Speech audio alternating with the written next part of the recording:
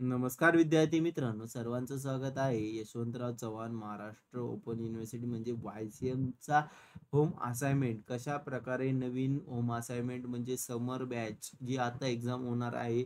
बऱ्याचशा विद्यार्थ्यांचं दुसरं सेम किंवा चौथ्या सेमच्या परीक्षा असेल किंवा रिपीटरचं तिसरं, चौथं सेम असेल. सगळ्या परीक्षा ज्या होणार आहेत, त्यांच्या ज्या होम असाइनमेंट आहे त्या आलेल्या आहे.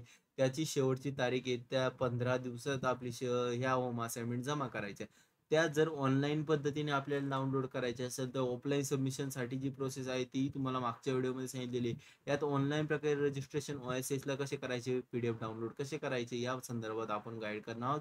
तर चला तर व्हिडिओला सुरुवात करूया.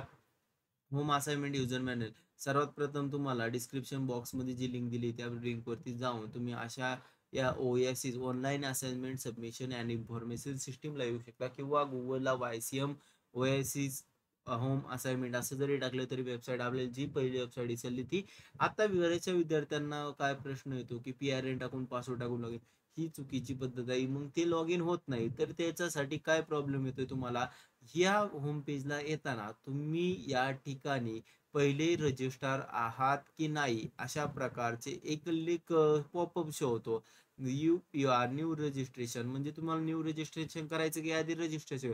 जर याआधी तुम्ही OSS पोर्टल कधीही खोलला नसेल तर तुम्ही न्यू रजिस्टर म्हणून क्लिक करायचे, येस करायचे. तुमचा PRN या ठिकाणी रजिस्टर करून घेणे अनिवार्य आहे, अन्यथा तुम्हाला इथे कधीही लॉग इन होऊ शकत नाही.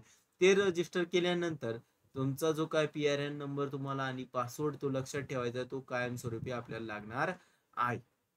आता नवीन रजिस्टर करण्यासाठी जर तुम्ही क्लिक केलं तर OSS प्लॅटफॉर्म तुमचं PRN टाकायचं आहे आणि व्हेरीफाय या बटनावरती क्लिक करायचं. आता व्हेरीफाय या बटनावरती क्लिक केल्यानंतर तुमच्या मोबाईल आणि ईमेल आयडीला दोन्हीला सुद्धा OTP येणार आहे. ते दोन्ही OTP आपल्याला या OSSला रजिस्ट्रेशनसाठी लागणार आहे. ते टाकल्यानंतर आपण करंट पासवर्ड, न्यू पासवर्ड किंवा कन्फर्म पासवर्ड हे जे आहे ते टाकून घ्यायचे. करंट पासवर्ड म्हणजे तुमचा सध्याचा पासवर्ड आणि जर तुम्ही फॉरगॉट करत असाल तुमचा नवीन पासवर्ड कोणता आहे तो आपल्याला टाकायचा आणि सबमिट या बटनावरती क्लिक करायचं आहे.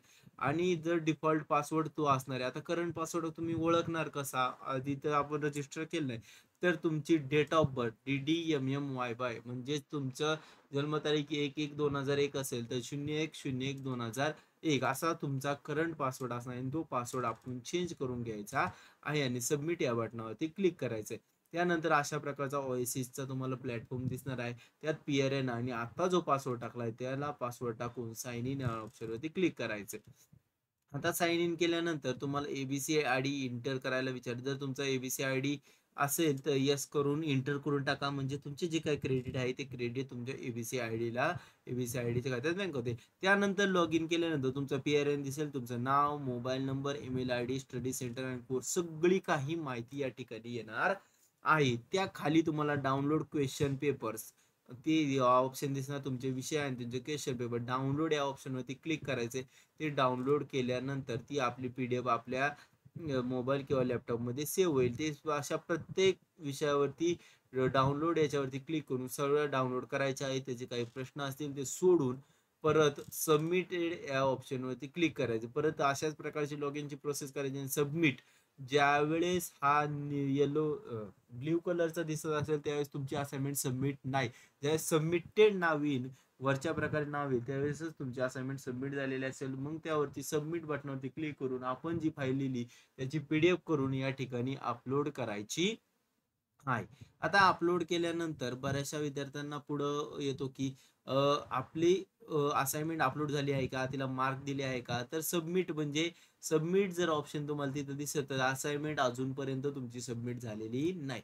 अपलोडेड म्हणजे तुमची असाइनमेंट त्या ठिकाणी योग्य रीतीने डाउनलोड झालेली अपलोड झालेली आहे. व्हेरीफाईड म्हणजे असाइनमेंट स्टडी सेंटरने व्हेरीफाय केलेली.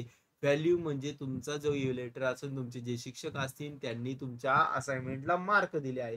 हे लगेच एका दिवसात होत नाही, त्याला 10-15 दिवसाचा कालावधी लागतो. आपण लॉग इन करून ते चेक करायचे आणि रिजेक्ट केला असेल तर आपल्या स्टडी सेंटरने आपली जे काही क्वेरी असेल त्यामुळं ती आपली होम असाइनमेंट रिजेक्ट केली त्यांना ते भेटून ती क्वेरी सॉल्व्ह करून पुन्हा ती अपलोड करण्याचा ऑप्शन आपल्याला दिला जातो. मग त्या प्रकारे ते पुन्हा ते अपलोड करायची असते आणि असं अपलोड केल्यानंतर तुम्ही पाहू शकता जर आपल्याला MBAचा फर्स्ट व्हॅल्यू म्हणजे आपल्याला मार्क भेटले, सबमिटेड म्हणजे आपण फक्त जमा केले, रिजेक्टेड म्हणले आपल्याला कोणतेही मार्क दिले नाही, ती पुन्हा लिहून आपल्याला अपलोड करणं गरजेचं आहे.